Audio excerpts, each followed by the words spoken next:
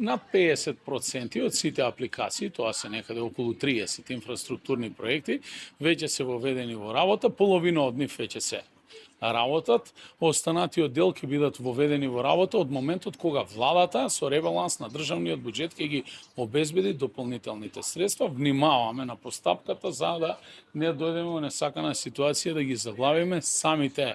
фирми изведувачи во финансиски вакуум, каде што подолг временски период не би можеле, бидејќи ги нема предвидено средствата во буџетот, да им ги надоместиме сите извршени работи и целиот тој процес го дозираме. Но онаа што оди во моментов и се реализиран, јас сум задоволен од интензитетот, како на лице место сето тоа функционира и работи. Во моментов видеонадзор во салата е изведен комплетно, а што се однесува за фазата грејење, ладење, во тек е постапката, некаде е завршено повеќе од 50%. Тоа е согласно на апликација за парите од унгарскиот кредит и во тек е партерното уредување. Денеска правиме на седница дополнување на одредени буџетски средства, каде што треба да се опфатат и добар дел од оние кусурци и вишоци, но како и да е, ова е еден голем проект кој што не може да се заврши во една година, но ние се зацртаме за цел заедно со Советот да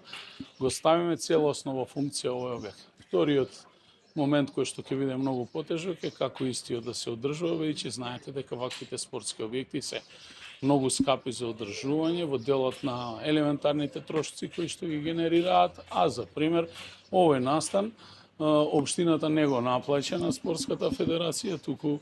целата сала е дава на целосно располагање без никаков материјален надомест, што значи дека најголем дел од теретот и трошоците повторно одат на буџетот на општина Куманово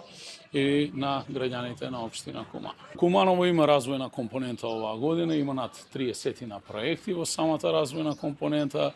и верувам дека сето тоа ќе биде оваа година реализирано, а да се обидеме да обезбедиме поголеми средства веќе за следната година, да имаме уште поголема развојна компонента и градежна експансија. Ако гледам како градоначалник и ме прашате дали сум задоволен, не во цело, затоа што сметам дека може многу повеќе, но оваа прилика сакам да апелирам до сите даночни обврзници да си ги намируваат редовно своите даночни обврски, бидејќи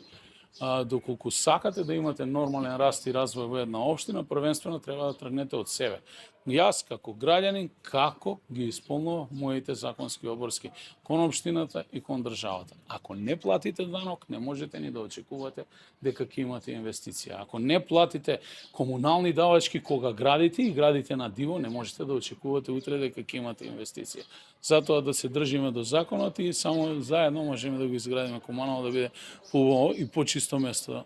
за живење.